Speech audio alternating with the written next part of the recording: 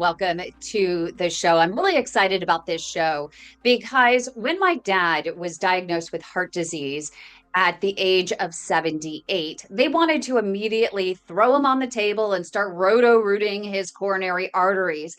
And I said, whoa, whoa, whoa, wait a minute. That's one thing that you're going to go in and roto-root the arteries, but then what's next? How do we prevent his coronary arteries from continuing to build plaque? And so that's when we were referred to a functional medicine practitioner as well as a dietitian who was getting her PhD in that field. And we were able to sit back. We were able to order some advanced blood testing. We learned that he had this genetic mutation called MTHFR, which made it so that he was struggling to turn food into fuel. And because of that, this enzyme in his body was just flourishing, and it was like nails on his artery walls. And all he needed was a methylated B vitamin to solve the problem and stop the damage to the arteries, which ended up helping him with his plaque buildup and start minimizing that. On top of that, we discovered that he had a cholesterol reabsorption problem, meaning he wasn't using the restroom enough to expel all of these little troublemakers, the LDL cholesterol, versus having a liver production problem with cholesterol. And so with all of these advanced methods of testing the blood and everything else and getting them on an exercise program, we were able to get him on track, and he's still alive today, now 5 years later, and he is doing great with just lifestyle modifications. And so I'm really excited that there is a doctor, a vascular surgeon, that is interested in metabolic health, not just setting people up and roto-rooting the arteries and creating, manual bypasses, but she is helping patients to get to the source of their problems and helping them to take their health into their own hands. So we're going to have Dr. Lily Johnston join us in just a little bit. And I know, Dr. John, this is something we talk about all the time, which is, we want to stop the revolving door of these roto-rooting procedures. And the way to do that is to help empower the patients. And that's why I'm excited about this show. Indeed. Happy Saturday. Hello, everybody.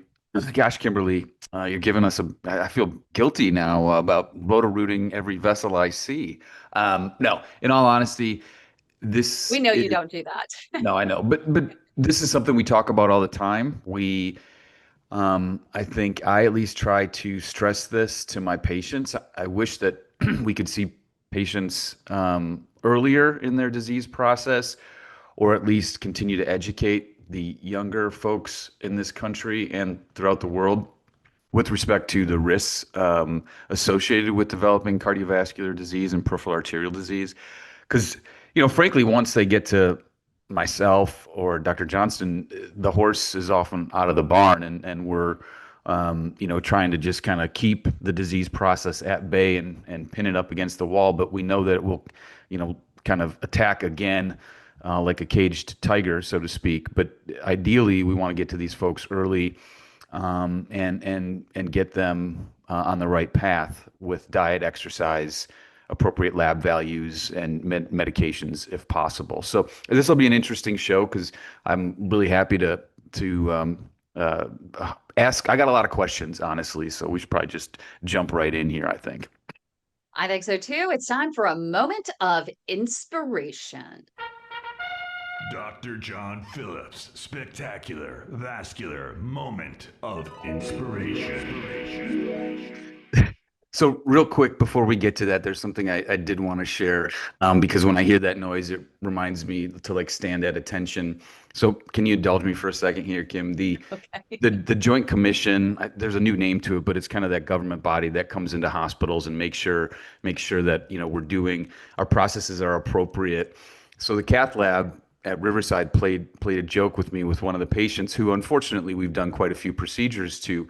So in preparation, they kind of tell you that they're coming at some point. There's a window. So we were just dotting our I's and crossing our T's.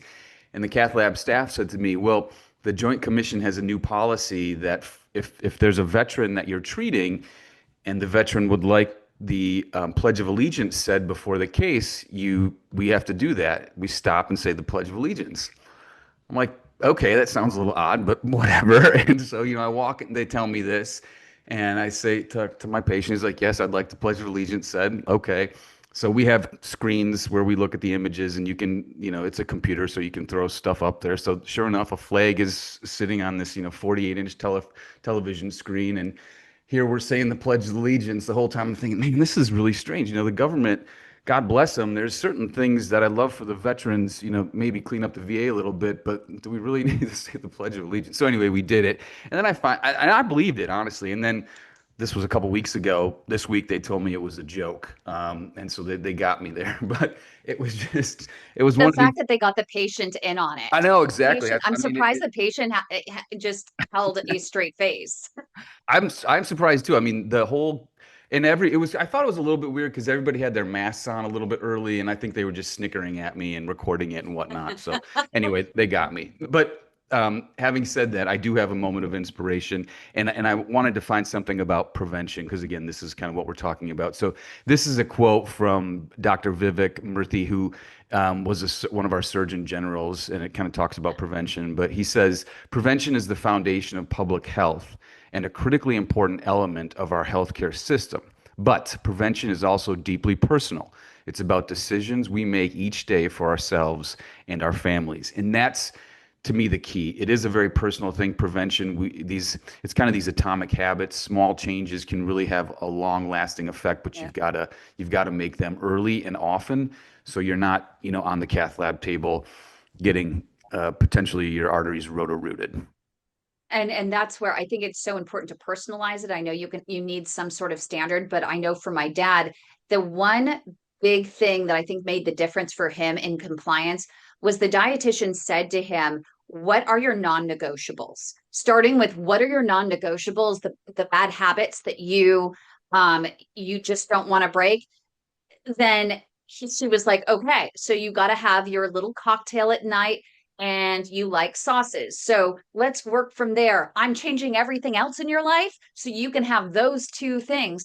And that really worked to make such a huge difference for him. Understood. Because you have to, you've got to work with the patients, and it's very individualized. And you also have to understand what they're willing to do.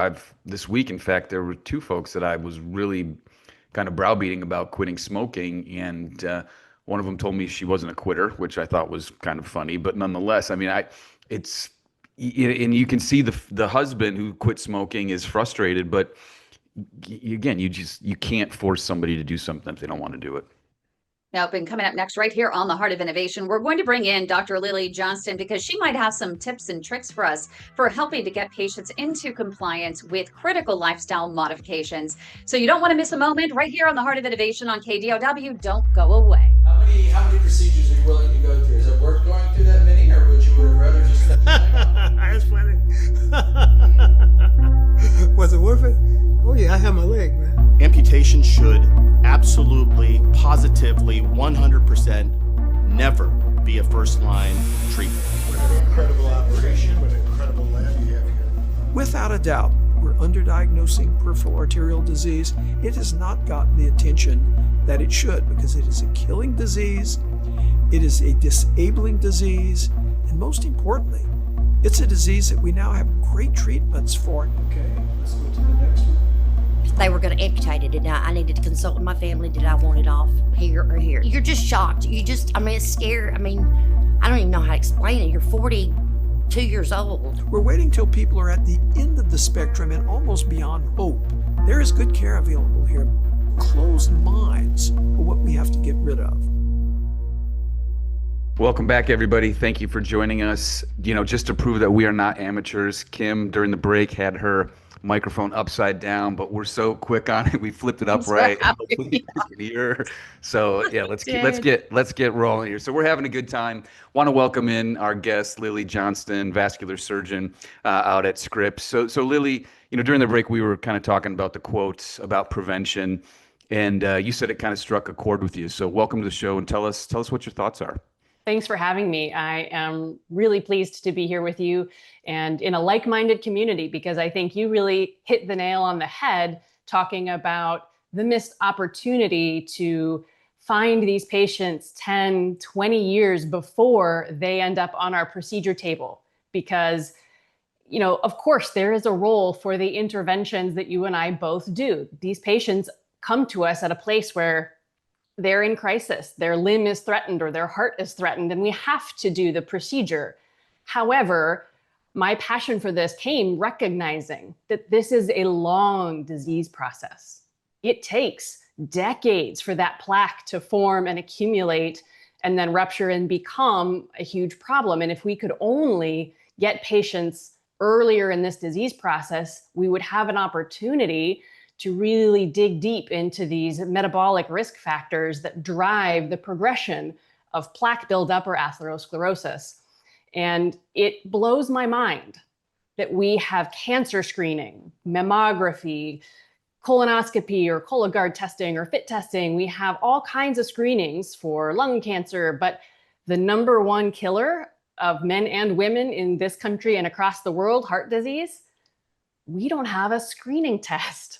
People don't get screened. And partly this is because our interventions have not proven that useful early in the disease process. We've not done a good job, and that's on us, right? We have failed our patients in terms of really figuring out how to make meaningful change earlier in the process. But those of us who really dedicate ourselves to this space recognize that part of the problem is it's not one size fits all. The recipe for accumulating plaque is different in different patient populations. But for those people who are very motivated, there are ways to detect disease early, and we can talk about those, but they're almost all imaging related, right? We can talk about coronary calcium score, CCTA, or coronary angiography. We can talk about CIMT, which is not super popular in the cardiology space, but is something I've used very successfully in my practice for patients who want a less invasive and less radiation-based solution. We have all kinds of options for early detection, and it's so important. And it's interesting because you discovered this passion for, for metabolic testing, additional testing, things like that. When you were on the amputation team, your focus was there and you're thinking, oh my God, there has to be a better way. I mean, these patients, dear Lord, my goodness, they shouldn't get to this point. We did. We performed all the amputations, even for patients who did not have a circulation problem, or at least a macrovascular circulation problem in vessels with names. They had a microvascular circulation problem that I cannot fix, but driven by largely diabetes. Yep. And it was devastating to be taking the leg off of a patient in their 40s or 50s because the infection was so rampant that it was life or limb, and the foot was non-salvageable. And then I would see them for a wound on their other foot. And it couldn't anymore, right? I know that this is preventable. We have to do better.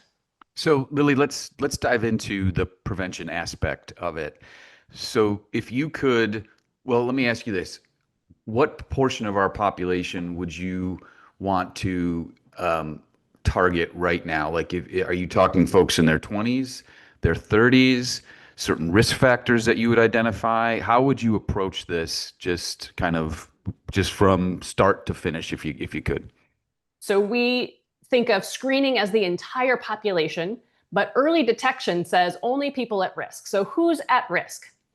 Let's back this up and think about the metabolic syndrome, right? So this is classically the pre-diabetes spectrum of insulin resistance. And we think of that in terms of fasting blood sugar, high density lipoprotein or HDL cholesterol, triglycerides, waist circumference, right? All of these things, and blood pressure. Those are the 5 components of the metabolic syndrome.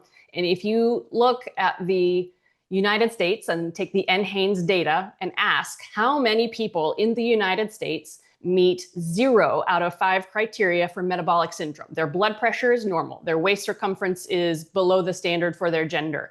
Their HDL is above a certain level. Their triglycerides are below a certain level, and their fasting blood sugar is normal. How many people in the American population meet 0 out of 5 criteria for metabolic syndrome? It's about 12%, or maybe even less now. So that means 88% of the population in the United States has one or more criteria for metabolic syndrome and is therefore metabolically unwell. And insulin resistance drives an enormous amount of the disease that you and I treat. So I would say about 88% of the population. And when do we detect this? Well, it depends on what your recipe for plaque formation is. If you have a strong family history, people in your family die in their 40s and 50s, then absolutely when you're in your teens and 20s, you need to be screened for some of these conditions because we can start changing the trajectory at that time. However, if you don't have that family history, then again, in your 30s, 40s, we just start checking. If your blood pressure is not normal, let's fix that. If your blood sugar is not normal, your waist circumference isn't normal, like these are opportunities for intervention. And the earlier we detect this, the smaller the change we have to make, right? We don't have to take an enormous detour and turn your lifestyle 90 degrees if we catch it before you end up on my table for a bypass. It's interesting. I love that you brought up the insulin resistance. Our chief medical officer, Michael Danziger, Dr. Michael Danziger, is a diabetes reversal expert. And on a recent program, he talked about the importance of actually testing for insulin resistance as young as 10 or 11 years old, because that always seems to start earlier than when diabetes or type 2 diabetes. And with more and more young people developing type 2 diabetes earlier on, it's really critical for us to get on that wagon a lot sooner. 100%. Couldn't agree more. So the question becomes, at least in my mind, how do we reach these folks? How do you reach a 15, 16, 20-year-old kid, their parents?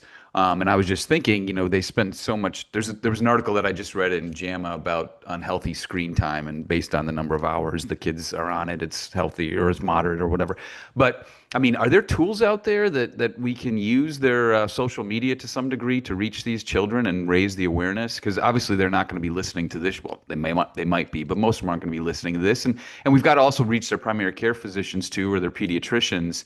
But I mean, this clearly takes a village, and it sounds like this is something that our government should get behind. What are your thoughts on that? I'm not an expert in the marketing piece, but I have to say that many of these patients and their families have lost hope. They have tried what they have been told to do, and it has not worked. And so they've lost trust and they've lost hope. And I think our first job as clinicians is to restore hope that these things are actually fixable, that they actually do have control and an ability to have autonomy and a say in their own health and well-being. And whether it's risk of heart disease or fatigue, they have some symptoms that we might be able to address that really is the entry door for intervention. And coming up right here on The Heart of Innovation, we're going to have more with Dr. Lily Johnston, vascular surgeon with Scripps in San Diego, California. Also, she has her own metabolic practice that we're going to be talking more about in just a little bit. So stay with us right here on The Heart of Innovation on KDOW. Don't go away. Your type of condition is called critical limb ischemia. It's the most advanced form of PAD, or peripheral arterial disease. Every 4 minutes, there is an amputation in this country due to PAD and diabetes. We also know that 85% of these amputations are preventable with early intervention. It's a flip of the coin. Patient prognosis is tied to whether or not they are referred to a true expert in the management of peripheral arterial disease.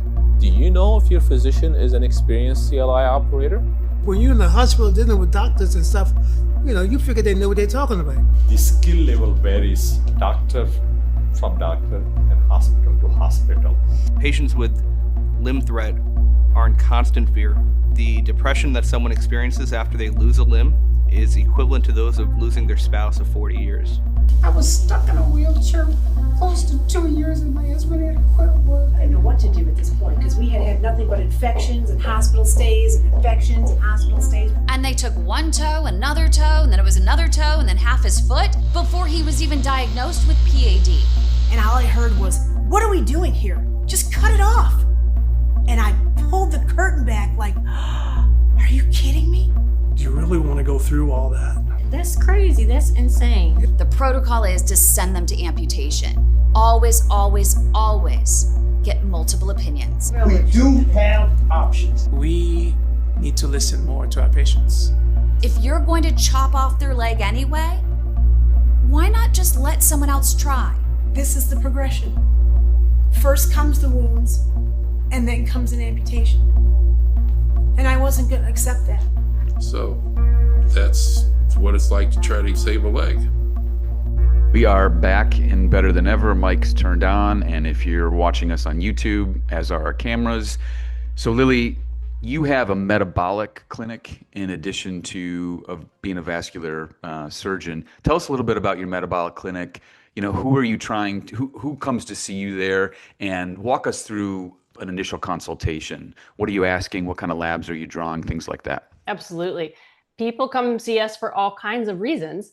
Some for heart attack and stroke prevention because they're concerned about a family history that's very strong for early mortality, or they read that endurance athletes might be more likely to have coronary calcium deposits and maybe they should get that checked out. So I see patients sort of for heart and vascular issues de novo, but people also come for weight loss and management of obesity. They come for hormone concerns. They come for fatigue and just not feeling well. They come because they are newly married and want to make sure that they stay in this beautiful relationship as long as possible and stay strong and healthy for themselves and their partner. So the draw is many different things, but the medicine is actually the same. And it is, I take in my private practice, I will spend 2 hours in an initial consultation, and we go through all of the lifestyle pillars, including nutrition, movement, sleep, which is huge, stress and social connection, and toxic disruptors, including nicotine, alcohol, other substances. And then we talk about what studies patients may already come in with. Many of them are semi-biohackers and they've checked their own labs multiple times, and they bring me stacks of papers and microbiome testing and all kinds of things. And then we can talk about what else might need to be added. And then I conclude actually by doing a point of care ultrasound and taking a quick peek at everybody's carotid arteries to see if there is evidence of inflammation or any plaque that might really change how we make recommendations. And our initial lab panel covers a broad swath of things, but we do advanced lipid testing. We do metabolic testing, including fasting insulin, fasting glucose. We'll check homocysteine and uric acid, Lp(a). And I offer patients an opportunity to check their ApoE genotype because that may impact recommendations in terms of risk for Alzheimer's disease and cardiovascular disease. And we check more than that, but that's kind of the broad swath of where we go. We go in all directions. For patients who have hormone concerns, we may investigate their hormone status, depending on, labs are not so important, but vitamin D, I consider a hormone. We do check that. We should optimize that. So that's a brief encapsulation of kind of what an initial consultation would look like. It's interesting. This has to be cash-based because a lot of insurance companies don't cover the advanced testing, which is frustrating. I had at one point an insurance carrier that refused to actually test for homocysteine, and the patient had to pay cash. And that was, I mean, even the American Heart Association, I don't think they talk about it enough, but they do mention it on their website that it's an issue. And they relate that to that MTHFR mutation that I talked about at the beginning of the show. Yeah, the issue for homocysteine is that most of our randomized controlled trials don't show an impact in fixing homocysteine for cardiac events. The Cochrane review does note a small signal for stroke, and maybe that's a topic for another day, but I have a hypothesis about why the treatment that they used to manage homocysteine and manage methylation defects was not successful in the myriad of randomized controlled trials that were done, but I think they used the wrong agent. They did not use a methylated B. They used cyanocobalamin, which is potentially nephrotoxic in patients with renal insufficiency or kidney damage. Interesting, because it ended up working for my dad with the methylated B vitamin. In fact, he's on Metabolic, which he has found incredibly effective. Yeah, that's what I use in my practice as well, a methylated B. But Lily, real quick, so you spent 2 hours for initial consultation. We're lucky to get 20 minutes at least in my practice. So is this cash-based, or how do insurance companies cover this? So far, it's been cash-based, but I'm now going to bring it into Scripps. And so we're going to see what we can do in an insurance model. And I've run the numbers, and I'm planning to do an hour for an initial visit and half an hour for follow-ups. And my plan is just to have more visits to see if I can make that work and provide about the same level of care. Now, it's not going to be the same. It just can't be.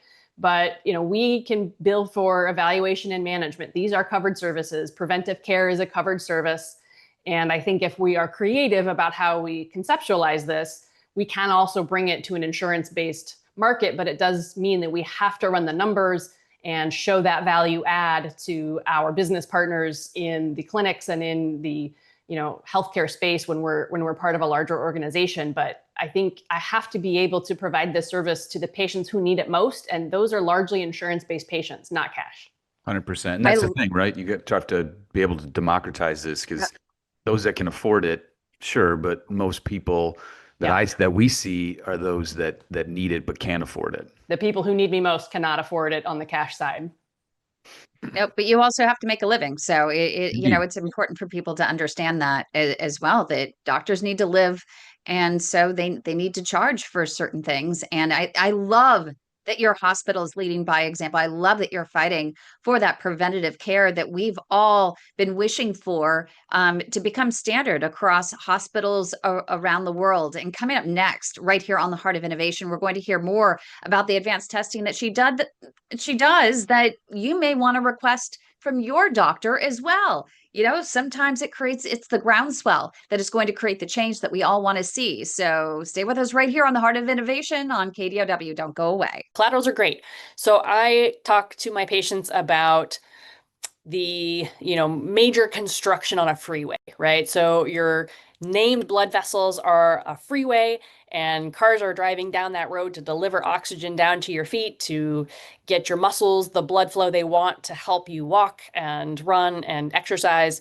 And, if there's just a crash suddenly on the freeway and traffic backs up, there's usually not a great system to go around, because everybody wants to get off at the next exit, and then that side road gets really crowded and congested, and it's not really better. Maybe you're moving, but you don't get there any faster, right? But if they start doing a huge, years-long construction project, they're putting in, the tunnel or something, building a subway, then that construction is going for years. And that area where there's a lot of traffic and congestion, everybody starts getting off and using the county roads instead. Well, then the county wises up and says, hey, the freeway's blocked. Maybe we should add a lane to the county roads, because everybody's taking the county roads. And so over time, now your county roads get bigger and they allow more cars and trucks to flow, so you can get around that huge snarl of traffic on the freeway. So that's what collateral vessels are. They're just county roads that are going around the area that's narrowed or blocked. But you have to tell the county to build another lane. And how do you do that? You put pressure on it by using it over and over and over again and proving to them that it's going to be beneficial, right? There's more cars, there's going to be more traffic, there's going to be more business here. It's going to be worth the cost, because it's costly to add infrastructure. It's costly to add blood vessels. So you have to prove to your body that it's worth it. And that means challenging the body and providing a stimulus to drive that very energy intensive process. What's that stimulus? It's demanding oxygen. What is the best thing that demands oxygen? Muscles. So using your muscles, like walking, is usually the best way to develop those county roads and those collaterals, because you are just asking your body to get that oxygen there, and you're doing it over and over and over again until it can't ignore you. The hard part is that that's a lot of work, and it's often pretty uncomfortable, especially if that blockage is causing so much traffic that you're not getting oxygen and your muscles are screaming about it, right? Those muscles get really unhappy when they don't get oxygen. They cramp, they burn. It's painful. And I haven't personally experienced it from blood flow blockage, but I exercise and I can appreciate what muscles feel like when they're working really, really hard and not getting enough oxygen. And it hurts. It hurts. I get it. But it's also the signal that drives growth, and it drives the formation of those county roads or those collateral networks, and they will save your leg. I mean, they absolutely will. If you can take the time and build that up over months to years, it's very clear when we do angiograms who has built up these collateral networks over years. I mean, it's just so clear. You see all of these little county roads, and none of them have names, but there's hundreds of them, and they go around the blockage and clearly provide an incredible amount of blood flow to the leg that has gotten this patient through years until they get to us. Welcome back, everybody. Thanks for joining us, particularly those on our YouTube channel. So, Lily, help me be a better interventional cardiologist. So the majority of the people I see already have, again, plaque. I've put stents in them, etc. And now we're just trying to kind of reduce their risk for another event. So on occasion, I'll see a younger person who is interested in prevention. And oftentimes I will, I'll calculate their 10-year risk based on, their age and their blood pressure and some of their cholesterol values. I'll throw in lipoprotein little a and ApoB, maybe get a calcium score. We'll kind of mix that together, make a stew, and then I'll decide, should I put you on a little Lipitor or Crestor? How far off base am I, and what else should I be doing? Well, I first of all don't think I could probably make you any better of an interventional cardiologist, but thanks for that compliment. From a preventative standpoint. Yeah, overall, I think you're on the right track. All I can say though is, if your patient is under 40, you don't have a 10-year risk. The models don't accommodate that because age is such a predominant factor in the risk calculation for major cardiac events. And if your patient is a woman, that calculation is even more off kilter because of the about 10-year protective effect we get presumably due to estrogen. However, there's a lifetime risk. And I think the most important thing is to understand that we have an opportunity to make small changes earlier in life that by the time they're 40, 45, 50, and we now calculate a 10-year risk, what if that risk is now 15, 20%?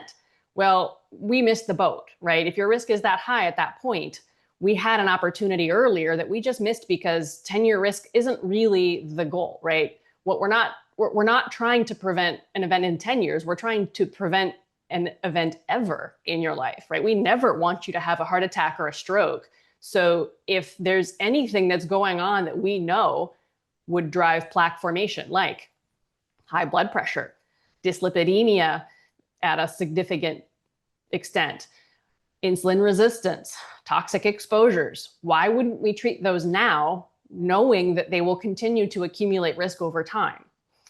And people talk about, pack years with tobacco, right? It's a cumulative exposure over time. I think of all these other risk factors in the same way, right? How many years have you had high blood pressure or significant dyslipidemia or insulin resistance metabolic syndrome or the disease of obesity, right? All of these things contribute to formation of plaque and risk for heart attack and stroke. So why wouldn't we manage them more aggressively earlier on? Now, some of this is patient dependent. Many people would like to stay off of medications, use lifestyle modifications. That's amazing. We should absolutely encourage that.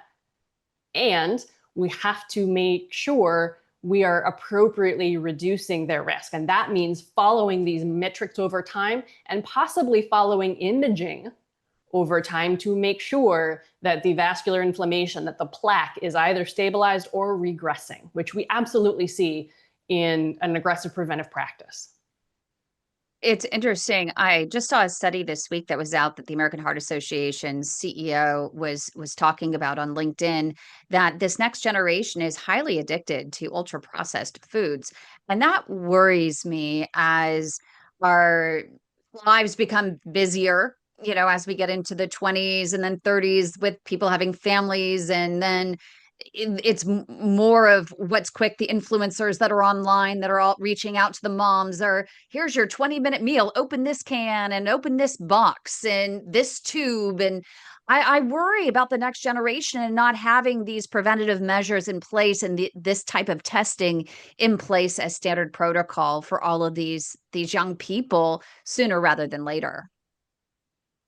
They're going to keep sure you busy. Right. I mean, I sooner guess the rather question, than later.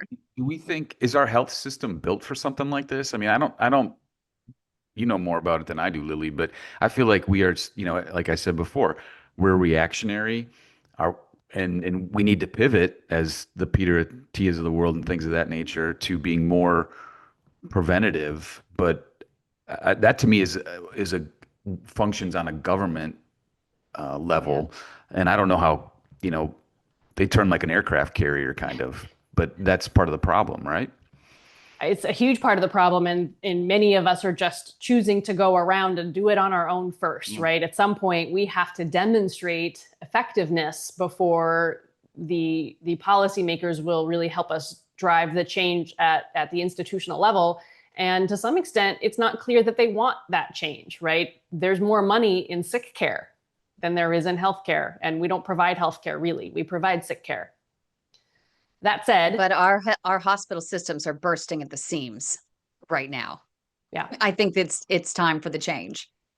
Yeah, but again, if you look at the big studies, we've not done a great job of showing that we can reduce these risks, and many of us believe that those studies were not designed to show good outcomes, and that perhaps the interventions were not aggressive enough, or they were the wrong intervention. We can talk about that, but I understand where it comes from, and it's that the data don't at the population level necessarily support those things that I'm doing.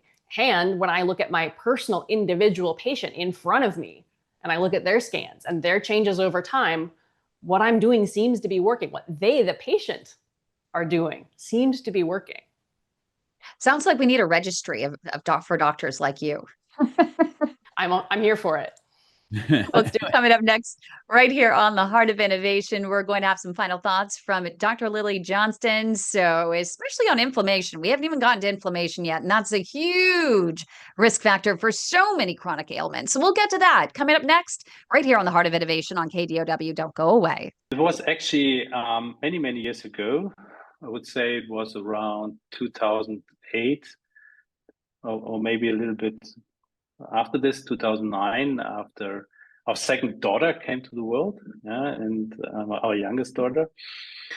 And it's actually something my wife said. She said, hey,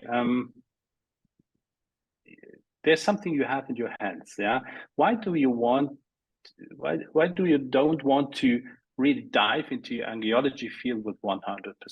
Yeah? I said, we have now 2 children, and I don't know. And by that time, I was still a cardiologist, doing my coronary artery disease treatment every day, and and I said, but there's something burning in me. Yeah, I want to treat vessels. And she said to me, hey, this is your passion. Yeah. And why are not going this way? But she gave me really strength and the support to do this. Yeah, I probably would have done this without the support of my wife. But this evening, she said, "Hey, you have to do this." And then I applied for the job 2 years later, where I'm now the director of this clinic here. And this was because she told me, "Hey, you have to do it. Yeah, you want to do it. Your hands want to do it. That's your passion." And this is something I'm really thankful for, that she said this to me. Otherwise, I wouldn't be in this field otherwise. So Lily, with only 4 minutes left, it's been a fantastic conversation. And Ms. Kimberly definitely wants you to touch on inflammation, which, I mean, that, who knows, maybe that is the apex of all our issues. What are your thoughts? I think inflammation is an enormous opportunity for us to get involved and try to reduce risk. We should absolutely be testing for it and trying to intervene on it when we find it. Untapped opportunity here. By all means, we should. Yeah, getting to the source of it is so important. If you can mitigate that and reduce the inflammation, then you could reduce the plaque buildup in the arteries. I think there's a lot of when we talked about the GLP-1 and the improvement in walking distance and decreased pain in our claudicants, clearly there must be some anti-inflammatory role there as well. So that is obviously on the forefront of a lot of our minds. But so just Lily, 2 take-home points for our listeners. We talked about metabolic syndrome. There's 5 components to it. If you do 2 of them, we just talked about during break, reducing your waist size and maybe getting your fasting glucose levels under control, you can move the other 3. Is that would that be something that we should really focus on with our patients? Absolutely. I wholeheartedly believe that if we target the root of insulin resistance, we can actually improve all of those markers of the metabolic syndrome, because that's how they're related. So it will improve your blood pressure and your HDL and your triglycerides, your waist circumference, and your fasting glucose. If we can really target that root cause of insulin resistance, we'll get there. And the other couple things we've talked about are, right, inflammation, but understanding where that comes from, because we know that just treating the immune system comes with a cost, right? We have reduced cardiac events, which is great, but we've actually increased infections when all we do is suppress the immune system. So why do we have inflammation? Is it visceral adiposity or visceral fat accumulation? Is it periodontal disease? Is it untreated sleep apnea? We have all kinds of reasons that there may be inflammation, and understanding why, rather than just suppressing the immune system, that's where we get the magic here. Is there a parasite in the gut? Gut health is proving to be so important. And I just saw a study about gut health and multiple sclerosis. And there's a possible link between some parasite in the gut and that issue. And so that's really huge. We're learning more and more about that every day. I'm sure that's at the heart of your practice as well. Healthy gut. I don't consider myself an expert in gut brain or gut heart and inflammation issues. I absolutely believe that there's a role, and I believe that the nutritional strategies I employ will reduce the chance of intestinal permeability or so-called leaky gut, and decrease the amount of inflammatory reaction to our foods. And many of those things that trigger our immune system are more of the highly processed things, but some people react to even the more whole food based substances, and just understanding that is a very big part of what we can offer people. But our knowledge base there is, I think, just beginning, and it's very difficult to try and have a one size fits all approach for folks on the gut side. I'm going to put you on the spot. Real quick, 1 minute left. Any supplements that you take that you would recommend? That's a good question. I treat supplements like medication. So I think that's the first thing I would say is it is a drug, right? We are using an exogenous substance to achieve a specific goal. So I supplement with vitamin D3 and K2 because my vitamin D natively was below my target range. And so I think what I take personally is not so relevant as this idea that, yes, there is a role for certain supplements for patients like Kym's dad with elevated homocysteine and an MTHFR mutation. I would employ a methylated B vitamin to try to bring that homocysteine down and reduce the risk of particularly stroke, but also, in my opinion, major adverse cardiac events. So that's how I think about supplementation. It has a role in my practice, but it's very targeted, and quality of the supplements, how it's manufactured, third-party testing makes a huge, huge difference. And I cannot emphasize that part enough. Treat it like a drug, get it from someplace that makes it and treats it like a drug. When your sugar runs high, it's more than a sign. Diabetes creeping in, it's a dangerous line. Pre-diabetes too, don't think it's too light. It can lead to PATS, so start the fight. Sugar's sweet, but the cost is real. High blood sugar makes your arteries feel clogged. Slow flow, it's a ticking time bomb. Catch it early, stay strong, and keep your legs on. Sugar's not so sweet when your leg is in pain. Not controlling sugar is where peripheral artery disease sets in. Got sugar? Get checked. Don't wait too late. Save your legs, save your life, take control of your fate. Leg pain, cold feet, neuropathy too. These are signs diabetes caught you. High sugar's the link for circulation and pain.